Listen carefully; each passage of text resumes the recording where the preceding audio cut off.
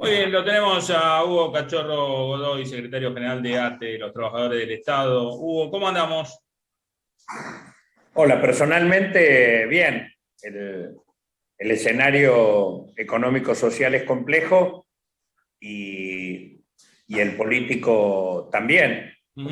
sobre todo porque continúan las extorsiones del Fondo Monetario Internacional que quieren condicionar al gobierno y bueno, y no tenemos que olvidar que el Claro. fondo fue cómplice del gobierno de Macri ¿Mm?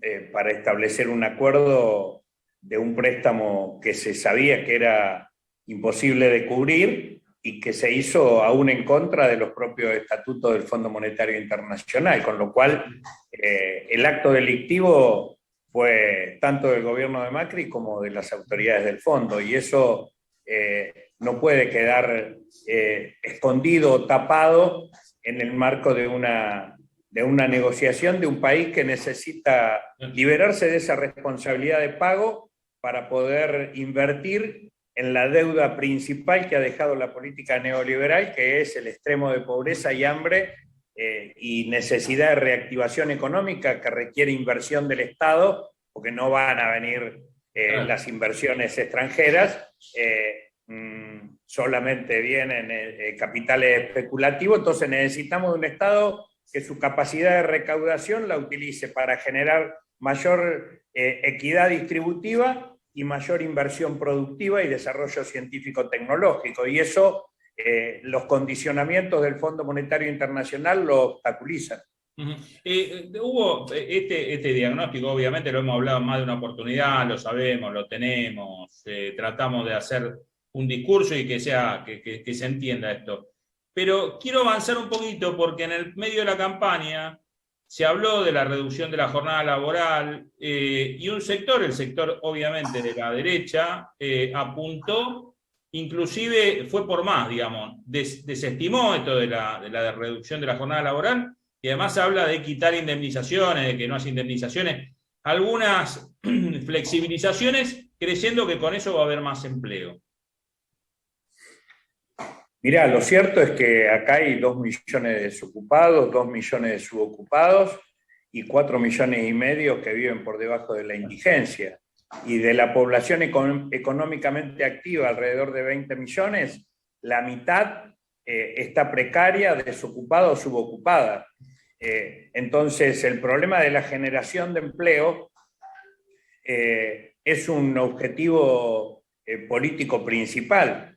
Y lo cierto es que en este esquema productivo que tenemos, donde lo que se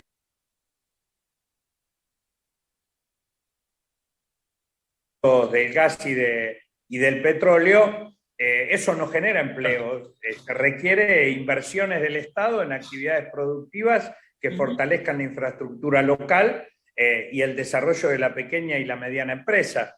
Entonces, evidentemente, ese 50% de trabajadores que todavía tenemos empleo en la Argentina, empleo registrado, gran parte de estos trabajadores realizan tareas por encima de las 8 horas de trabajo.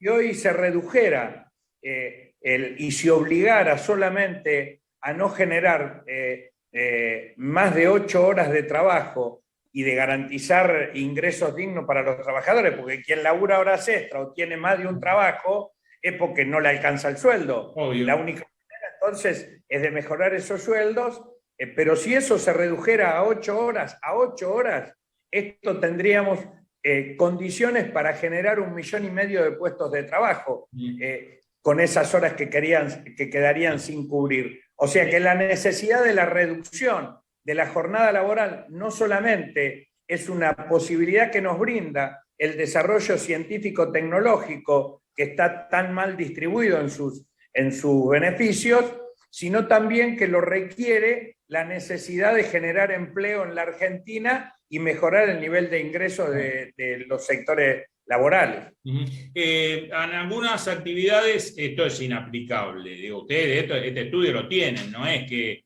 creen que se pueda hacer en todos los trabajos. ¿Lo han hablado con gente de otros sectores, de la CGT, y demás, porque en la CGT han sido un poquito reacios a este tema y lo que plantean es: queremos más empleo genuino, queremos más empleo registrado. Lo que hay que atacar es lo que dijiste vos hace un rato. Bueno, esta situación donde tenemos a más de la mitad de la población por afuera del sistema laboral.